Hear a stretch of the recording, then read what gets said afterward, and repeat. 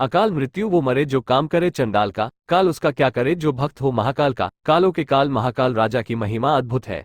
द्वादश ज्योतिर्लिंग में बाबा महाकाल को सर्वोत्तम शिवलिंग माना गया है।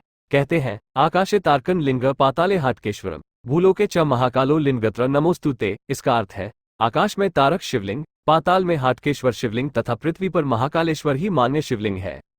महाकालेश्वर ज्योतिर्लिंग मध्य प्रदेश के उज्जैन में स्थित है। कहते हैं यहाँ आने वालों की झोली कभी खाली नहीं जाती। आइए जानते हैं 12 ज्योतिर्लिंग के इस शिव धाम में कैसे हुई महाकाल की स्थापना। जब धरती फाड़कर प्रकट हुए महाकाल। पौराणिक कथा के अनुसार वेदप्रिय नाम का एक ब्राह्मण अवंती नामक नगर रहता था।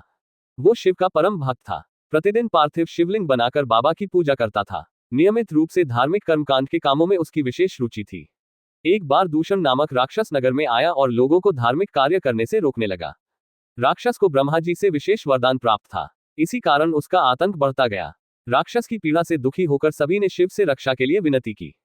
शिव की हुंकार मात्र से भस्म हुआ राक्षस। भोलेनाथ ने नगरवासियों को राक्षस के अत्याचार से बचाने के लिए पहले उसे चेतावनी दी। दूषण राक्षस पर इसका कोई असर नहीं हुआ और उसने नगर पर हमला कर दिया। भोलेनाथ क्रोधित हो उठे और धरती फाड़कर महाकाल के रूप में प्रकट हुए। शिव ने अपनी हुंकार से राक्षस को भस्म कर दिया। ब्राह्मणों ने महादेव से यही विराजमान होने के लिए प्रार्थना की। ब्राह्मणों के निवेदन से प्रसन्न होकर शिव जी यहाँ महाकालेश्वर ज्योतिर्लिंग के रूप में वास करने लगे। उज्जैन के कालों के काल महाकाल बाबा के मंदिर में प्रतिदिन सुबह भस्म आरती होती है।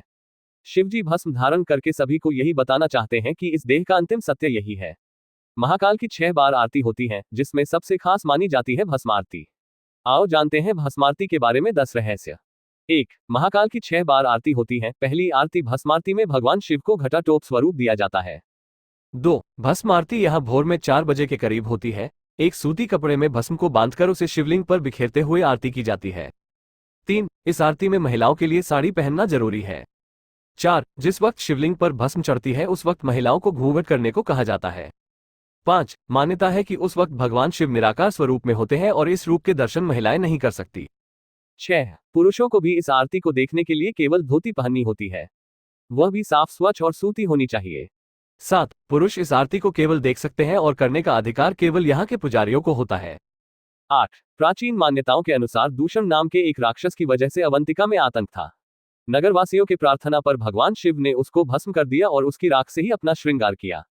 तत्पश्चात गांव वालों के आग्रह पर शिवजी वहीं महाकाल के रूप में बस गए। इसी वजह से इस मंदिर का नाम महाकालेश्वर रख दिया गया और शिवलिंग की भस्म से आरती की जाने लगी।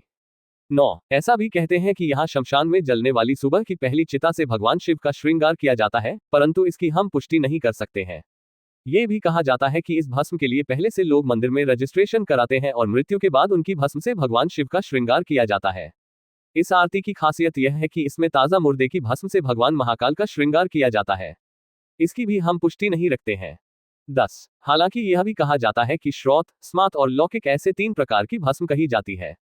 श्रुति की विधि से यज्ञ किया हो वह भस्म श्रौत है, स्मृति की विधि से यज्ञ किया हो वह स्मार्त भस्म है तथा कंडे को जलाकर भस्म तैयार की हो तो वह लौकिक भस्म कही जाती है। विरजा हवन की भस्म सर्वोत्कृष्ट मानी है।